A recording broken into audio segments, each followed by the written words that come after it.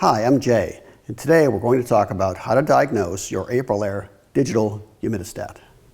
Okay, this humidistat has no display right now, so we're going to check for electricity to make sure that it has power. If it doesn't have power, the problem is ahead of it somewhere.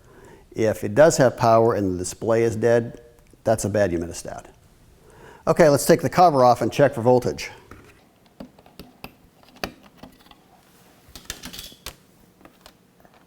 Okay, we're going to check at the R terminal and the C terminal. And according to my meter, I have 0.001 volts, so I have no power here. So we should be reading anywhere from 22 to 29 volts at this point. Since I don't have any electricity, the problem is probably in the furnace or a transformer somewhere, but it is not with the humidistat.